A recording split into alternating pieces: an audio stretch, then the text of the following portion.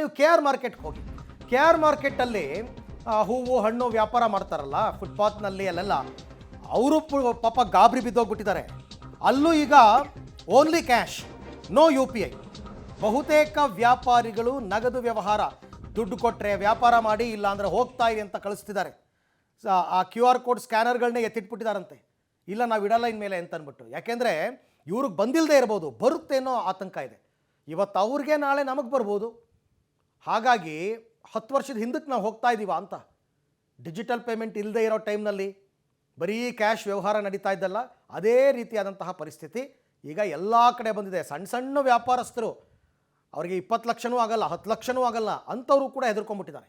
ಒಂದು ವರ್ಷಕ್ಕೆ 40 ಲಕ್ಷಕ್ಕೂ ಹೆಚ್ಚು ವ್ಯಾಪಾರ ನಡೆಸಿದಂಥ ಈ ವ್ಯಾಪಾರಿಗಳಿಗೆ ಕಮರ್ಷಿಯಲ್ ಟ್ಯಾಕ್ಸ್ ಅಧಿಕಾರಿಗಳಿಂದ ನೋಟಿಸ್ ಇಶ್ಯೂ ಆಗ್ತಾ ಇರುವಂಥದ್ದು. ಹೀಗಾಗಿ ನಗರದ ಬಹುತೇಕ ವ್ಯಾಪಾರಿಗಳು ಹೀಗಾಗಿ UPI ಏನು ಬಳಸ್ತಾ ಇದ್ರು ಅದನ್ನು ಬಳಕೆ ಮಾಡ್ತಾ ಇಲ್ಲ. ಸಾಕಷ್ಟು ಜನ ಬಳಕೆ ಮಾಡ್ತಾ ಇರೋದು ನಾವು ಕಾಣ್ತಾ ಇದ್ದೀವಿ. ನಾವೀಗ ಬೆಂಗಳೂರಿನ KR ಮಾರ್ಕೆಟ್ನಲ್ಲಿರುವಂಥದ್ದು. KR ಮಾರ್ಕೆಟ್ನಲ್ಲಿ ಲಕ್ಷಾಂತರ ಜನ ವ್ಯಾಪಾರಿಗಳಿರುವಂಥದ್ದು, ಲಕ್ಷಾಂತರ ವ್ಯಾಪಾರ ಕೂಡ ಇಲ್ಲಿ ನಡೆಯುತ್ತೆ. ಯಾವಾಗ ಈ ವಾಣಿಜ್ಯ ತೆರಿಗೆ ಇಲಾಖೆ ಅಧಿಕಾರಿಗಳೇನೋ ನೋಟಿಸ್ ಕೊಟ್ಟ ನಂತರದಲ್ಲಿ ಬಹುತೇಕರು ಏನು ಸ್ಕ್ಯಾನರ್ ಏನಿತ್ತು, ಏನು Paytm ಆಗ್ಬೋದು, ಫೋನ್ಪೇ, ಗೂಗಲ್ ಪೇನ ಈಗ ನಿಲ್ಲಿಸಿರುವಂಥದ್ದು. ಇಲ್ಲಿ ಯಾವ ರೀತಿ ಪರಿಸ್ಥಿತಿ ಇದನ್ನು ಕೂಡ ನೋಡೋಣ. ಇಲ್ಲಿ ವಿಭಿನ್ನ ವ್ಯಾಪಾರಿ ನೋಡ್ತಾ ಇರ್ಬೋದು, ಯಾವುದೇ ರೀತಿಯ Paytm UPI ಪೇಮೆಂಟ್ನ ತೆಗೆದುಕೋತಾ ಇಲ್ಲ. ಅಂದರೆ ಯಾವಾಗ ನೋಟಿಸ್ ವಿಚಾರ ಬೆಳಕಿಗೆ ಬಂತು ಆ ನಂತರದಲ್ಲಿ ಯಾರೂ ಕೂಡ ತಗೋತಾ ಇಲ್ಲ. ಇಲ್ಲೊಬ್ಬರು ವ್ಯಾಪಾರಿಗಳಿದ್ದಾರೆ, ಅವ್ರನ್ನೂ ಕೂಡ ಮಾತಾಡ್ಸೋಣ. ಸರ್, ಈಗ ಸಾಕಷ್ಟು ಕಡೆಗಳಲ್ಲಿ ವಾಣಿಜ್ಯ ತೆರಿಗೆ ಇಲಾಖೆ ಅಧಿಕಾರಿಗಳು 40 ಲಕ್ಷ ಮೇಲ್ಪಟ್ಟು ವ್ಯವಹಾರ ಮಾಡಿದ್ರೆ ನೋಟಿಸ್ ಕೊಡ್ತಾ ಇದ್ದಾರೆ. ನೀವು ಆನ್ಲೈನ್ ಪೇಮೆಂಟ್ ತಗೋತಾ ಇದ್ರೆ ಇಲ್ವಾ? ಇಲ್ಲ ಸರ್, ಆನ್ಲೈನ್ ಕ್ಯಾನ್ಸಲೇ ಮಾಡಿಬಿಟ್ಟಿದ್ದೀವಿ. ನಮಗೆ ತುಂಬ ಪ್ರಾಬ್ಲಮ್ ಆಯಿತು. ಕ್ಯಾಶ್ ಇದ್ದರೆ ವ್ಯಾಪಾರ ಮಾಡಿ, ಇಲ್ಲಾಂದರೆ ಹೋಗಿ ಅಂತಂದು ನಾವು ಕ್ಯಾಶ್ ವ್ಯಾಪಾರ ಮಾಡ್ತಾ ಇದ್ದೀವಿ. ಆಗ್ತಾ ಈ ಹಿಂದೆ ತಗೋತಾ ಇದ್ರಾ? ಇದಕ್ಕಿಂತ ಮುಂಚೆ ತೊಗೊತಾ ಇದ್ದು. ಎಲ್ಲರಿಗೂ ನೋಟಿಸ್ ಬಂದು ನಮ್ಮ ಮೂವನವ್ರಿಗೆ ಸುಮ್ಮನೆ 53 ಲಕ್ಷ ಅಂತಂದು ಹೇಳಿ ಇಲ್ಲೇ ವ್ಯಾಪಾರ ಮಾಡೋನಿಗೆ ಅವನು ಬಂದಿರೋದೇ 20 ಲಕ್ಷ, 53 ಲಕ್ಷ ಟ್ಯಾಕ್ಸ್ ಕಟ್ಟು ಅಂತಾರೆ. ಅದಕ್ಕೆ ನಾವು ಯಾವುದು ಬೇಡ ಅಂತ ಸ್ಕ್ಯಾನರೇ ಮುಚ್ಚಿಕ್ಬಿಟ್ಟಿದ್ದೀವಿ, ಕ್ಯಾನ್ಸಲ್ ಮಾಡಿದ್ವಿ. ಕ್ಯಾಶ್ ಇದ್ದರೆ ವ್ಯಾಪಾರ ಮಾಡ್ತೀವಿ, ಇಲ್ಲಾಂದ್ರೆ ಮಾಡಲ್ಲ ಅಷ್ಟೇ. ಜನ ಹೆಂಗ್ ರಿಯಾಕ್ಟ್ ಮಾಡ್ತಾವ್ರೆ? ಜನನೂ ಅಷ್ಟೇ ನೋಡ್ತೀವಿ. ಇದ್ರೆ ಕ್ಯಾಶ್ ಇದ್ದರೆ ಇಲ್ಲಾಂದ್ರೆ ವಾಪಸ್ ಕಳಿಸ್ತಾ ಇದ್ದೀವಿ. ಅವರು ಆದರೆ ಏನು ಮಾಡೋಕ್ಕಾಗುತ್ತೆ? ಇಲ್ಲಿ 10 ರೂಪಾಯಿ ವ್ಯಾಪಾರಕ್ಕೆ 1000 ರೂಪಾಯಿ ಇಲ್ಲಿ ಕಟ್ಟೋದು ಸರ್. 1000 ರೂಪಾಯಿ ಬೇಡ ಅಂತ, ಬೇಡ ವ್ಯಾಪಾರನೇ ಬೇಡ ಅಂತಂದು ಕ್ಯಾನ್ಸಲ್ ಮಾಡಿದ್ದೀವಿ. ಇನ್ಮೇಲೆ ಎಲ್ಲಿ ಈ ಥರ ನೋಡೋಣ ಯಾವ ರೀತಿ ಪ್ರಾಬ್ಲಮ್ ಸಾಲ್ವ್ ಮಾಡ್ತಾರೆ, ನೋಡ್ಬಿಟ್ಟು ಮುಂದಿನ ಕಾರ್ಯಕ್ರಮ ತೊಗೊಳೋಣ.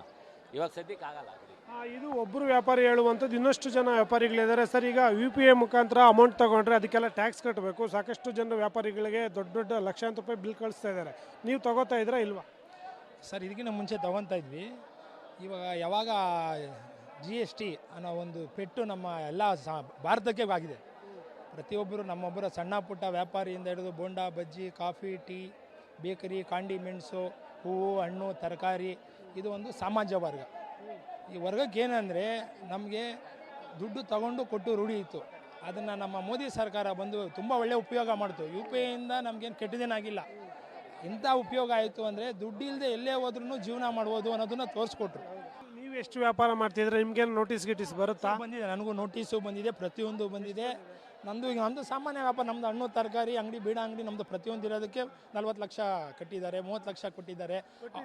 ಅಲ್ಲ, ನಾವಿನ್ನೂ ಕಟ್ಟಿಲ್ಲ. ನಾವು ಹೋಗೇ ಇಲ್ಲ, ನೋಡಿದ್ದೀವಿ ನಾವು.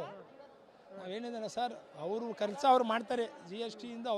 ಅವ್ರಿಗೇನೋ ನಿಮ್ಮ ಗೈಡ್ಲೈನ್ಸ್ ಏನು ಕೊಡ್ತಾರೆ ಅದು ಅವ್ರು ಮಾಡಿದ್ದಾರೆ. ಆದರೆ ಯಾರ ಮೇಲೆ ಮಾಡಬೇಕು ಅದನ್ನು ಯೋಚನೆ ಮಾಡಿ, ಸಾರ್ವಜನಿಕ ಮೇಲೆ ಹೊರೆ ಹಾಕ್ಬೇಡಿ.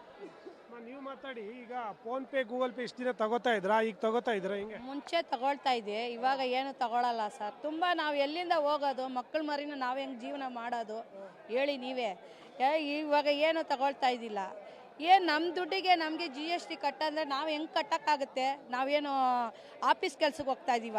1 ಲಕ್ಷ 2 ಲಕ್ಷ ತಗೊಳ್ಳೋಕ್ಕೆ ನಾವು ಕೂಲಿ ಮಾಡ್ತಾಯಿದ್ವಿ. ನಮಗೆ GST ಹಾಕಿದ್ರೆ ನಾವು ಎಲ್ಲಿ ಹೋಗೋಕ್ಕಾಗುತ್ತೆ? ನಮ್ಮ ಮಕ್ಕಳ ಮರಿಗೆ ಹೆಂಗೆ ಜೀವನ ಮಾಡೋದು, ಹೆಂಗೆ ಊಟ ಹಾಕೋದು? ನಮ್ಮ 3 ಗಂಟೆ 4 ಗಂಟೆ ರಾತ್ರಿಗೆ ಬಂದು ವ್ಯಾಪಾರ ಮಾಡ್ತೀವಿ. ನಮಗೆ GST ಹಾಕಿದ್ರೆ ನಾವು ಎಲ್ಲಿಂದ ಹೋಗೋಕ್ಕಾಗುತ್ತೆ? ನಮಗೆ ಬೇಡ GSTನೇ ಬೇಡ ನಮಗೆ.